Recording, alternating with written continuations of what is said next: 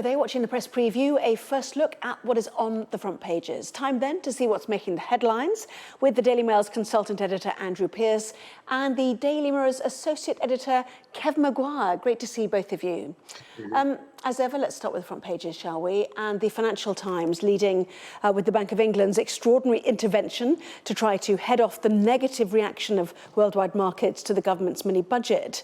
Here's the front page of The Guardian. Their headline, Bank's £65 billion gamble to avert financial crisis. The Eye describes the move as an effort to save pensions. The Star pictures the Chancellor, Kwasi Kwarteng, with the paper, joking that he's asking colleagues, so does anyone have a clue what I'm doing? Even the Express, which usually supports the government, dubs today a day of turmoil. And the bank's intervention is also the main concern for the Telegraph. The Metro hears that Liz Truss's former leadership rival, the ex-Chancellor Rishi Sunak, won't attend the Conservative conference next week, with insiders suggesting he wants to draw a distinction between himself and the Prime Minister. And the Mirror calls the PM blunder truss. Quick reminder, by scanning the QR code you'll see on screen during the programme, you can check out those front pages while you listen to Andrew and Kevin. Let's go straight to them then. Anyone looking for cheer in those front pages might need to look away now. Andrew, the latest is pension funds being sucked into the whirlwind of financial crisis post-Friday. Yeah, now, reading the FT, and I've listened to people on Sky and elsewhere, they're saying people's pension pots were not under threat, but there was a concern that some pension providers were going to be deeply affected by what was going on in the bond market and the gilt market. So the Bank of England had been selling gilts to try and reduce inflation. They had to abandon that pretty abruptly and buy them to try and stop the run on the market. It had the desired effect. Sterling ended up 1.4%, and the threat to the pension funds has receded. But I heard Andrew, the Treasury Minister, who was wheeled out today. He's clever and he's highly effective, but I think it's incredulous to think that anyone can say that the events of the last 24 hours, 72 hours, are not related to the mini budget or the major budget on Friday. It beggars belief that he thinks he can get away with that. But it's calm has been restored, but for how long? That's the point. The point about the interest rates now for the money which we have to borrow, the interest rates the government is paying back the national debt on have come down today as well. But there's going to be no respite, I fear, for people with mortgages, because it does look like those rates will go up because the base rate's going to have to go up again. I think there's increasingly strong view that the Bank of England should have put them up higher. Last week, they put them up 0.5%. The Fed was up 0.75%. Perhaps it should have been 0.75%. Who knows how high they're going to have to go up. So there's still going to be days of potentially uncertainty. But I do hear that we're going to hear from the Prime Minister and the Chancellor of the Exchequer tomorrow. They're both going to do short interviews. I don't know whether they're with Sky or who they're with. But I think it's probably right that they do show themselves, because people are beginning to say, where are they? We used to say that about Gordon Brown, like McCavity the cat when there was trouble, like McCavity the cat who used to run away. And you were beginning to get the feeling, hang on, no Prime Minister, no Chancellor. I think we need to hear from one of them. I think we're now going to hear from both of them. Yes, AWOL is certainly what some Conservative MPs had told our political team at Westminster, and that was a growing criticism. My understanding is it's local radio stations, in fact, in the morning, some 8 of them. Some people concerned that that's 8 ways to misspeak, and then you check each one and see what the answer is. Anyway, do they know what they're going to say? That's the question, Kevin. Yeah, those interviews, the 8 local radio interviews, they're 5 minutes each. If they use exactly the same words in each, they'll just be reading from a script. It'll be criticised for that. And then I think there's going to be some regional TV interviews too on top of it. But the worrying thing, Anna, and Andrew touched on this, and he doesn't believe it, that they claim the special financial operation on Friday had no part in this. If they genuinely believe that, then that is terrifying, because clearly the spending and the tax cuts, which were mainly going to the richest, are what have spooked the markets. So if they genuinely believe that, we're in a terrible position, and if they don't genuinely believe it, they're either misleading or lying and treating people like fools. Either way, that is incredibly concerning. You look at the FT we saw there today, and its coverage will be terrific. Other papers will have good reporting, but this is the FT's special area. Normally they have names on their splash byline there on the front page, top left of the column. It's FT reporters. They got pages after pages they go through it.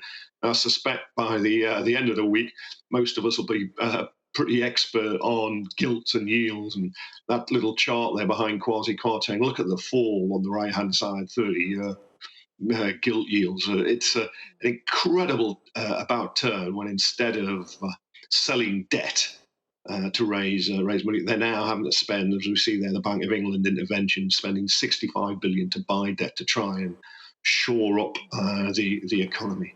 Yes, £1 trillion is my understanding, is invested in bonds with these pension funds. £1 trillion. So that's what they were propping up today. Your paper, the Daily Mirror, Blunder Truss, certainly one economics professor I heard on my way into work suggested that actually the Chancellor has to go. He has to be the sacrificial lamb.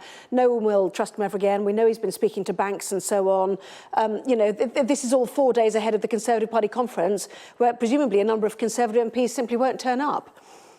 No, that's right. They stay away. That's what tends to happen. They're very disillusioned because there's only about a third initially supported Liz Truss. Rishi Sunak, the former Chancellor, who isn't going himself, he had more support, and he warned of a fantasy fairy tale economics. Michael Gove, former cabinet minister, said Truss was taking a holiday from reality. Well, it's all turned out to be true.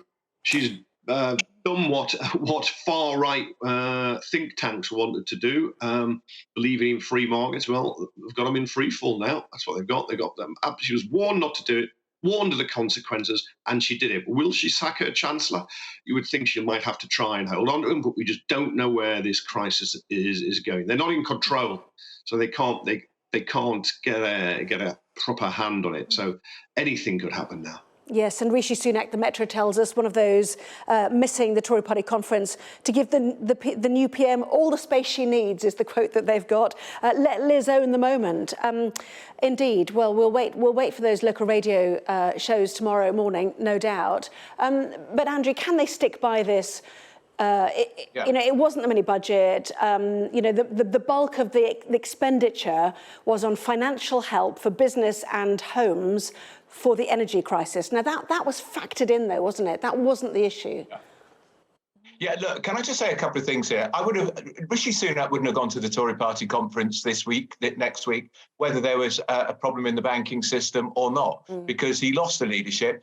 No, Tory MPs do not like going to party conferences. They hate them, in fact, and loads of them will find any excuse not to go. And Kevin repeats this old line again, that the budget was all about giving money. It was all about giving money to the richest people. Actually, the cut in top rate of tax is around accounts for about £2 billion of a giveaway that was about 150 billion, because most of the money is to freeze people's energy bills for 2 years. It's also an income tax cut in the basic rate of income tax, which, by the way, the Labour Party say they would not stop. And also it's about cancelling the national insurance rise, and that isn't for the super rich either. So we have to get this in perspective. I do think the timing of the cut in the top rate of tax was not good and poor, and it's a bad optic. But most people argue that when you do cut the top rate of tax, in fact, it generates more revenue for the exchequer. However, it's the way it looks. But to pick that statement on Friday as all about giving money to the rich, that's ridiculous. Most of the money has gone to freezing people's energy bills, everybody's energy bills, the poorest and everyone. The tax changes have gone to the rich. Now, first of all, the Laffer curve is now laughed out. It's totally discredited about raising more. Tax cut is for everybody, Kevin. The 1p in the pound cut in income tax is for everybody. It's not just for the rich, it's for everybody. And the national insurance rise, that is for all sorts of middle income earners, teachers, nurses. They'll be benefiting from that. You'll just keep going on about the 45p cut in tax. Yes, that is for the richest, but that is a very, very small part of the tax package, and you know it. You're doing what you always do when you're in trouble, and you talk. No, I'm not in trouble, Kevin. You're misrepresenting it again and again and again. You're doing it again. Now that $2.5 billion for the top rate goes to a very small. Tiny. You're overlooking the cancellation of the corporation tax rise, which is about 18 billion, which Rishi Sunak, the former chancellor, who proposed it, said will be a, quote, big boom to the rich and large corporations. You're just ignoring all that. This is why we've got such a mess now and such chaos, because you're not grasping what you're doing and why there has been this adverse reaction. Okay. And then you have the going out talking about he's going to have more tax cuts. Do they have more free money? Well, look, guys, we're running over. I just want to show the eye, which does. He shouldn't have done it. Yeah, let's look forward, if you don't mind, with the eye talking about public sector cuts to follow. Certainly the news that we had here on Sky News today that Whitehall is ordered to draw up efficiency plans to cut the deficit. And then the Daily Star, so does anyone have a clue what I'm doing? Reiterating once again that the Chancellor Kwasi Kwarteng will get some much needed, or has had some much needed fiscal advice, the paper says, after the Bank of England was forced to step in to save his, sorry, I won't use the word, if you don't mind, she said, reading it aloud. You can guess. Anyway, lots more still to come, including Labour's deputy leader offering a blistering critique on the government. Back in just a moment.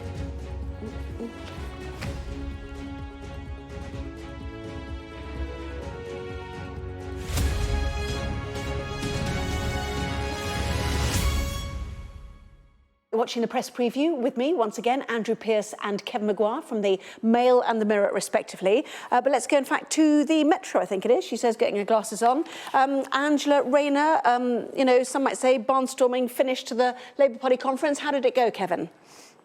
Yeah, she got a very good reception. It was a very good knockabout speech. Look, what's happening in the government is a gift. That is a disgrace. Is taking off an infamous speech by Liz Truss when she was Environment Secretary about cheese, and said it was a disgrace on the number of imports. But there was barb after barb. Barb called it Ministry of all the talentless.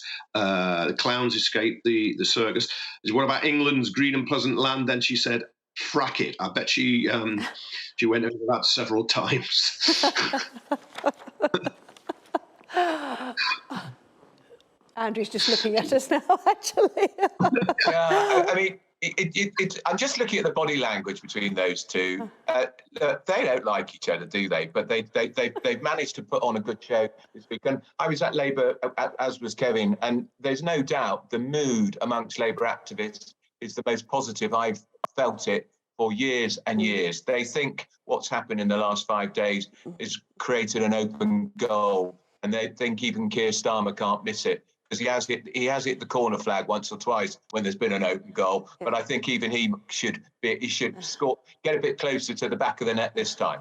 Yeah, actually, he gets the big ones right. Actually, mainly gets them right. He got them very well on Johnson and Partygate and the big set pieces.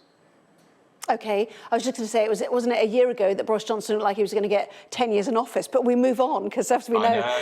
But very, very quickly, in 30 seconds, Andrew, 30 seconds, or 20 even, if you don't mind, Elizabeth II's statue not going on the 4th plinth. Sorry to rush you.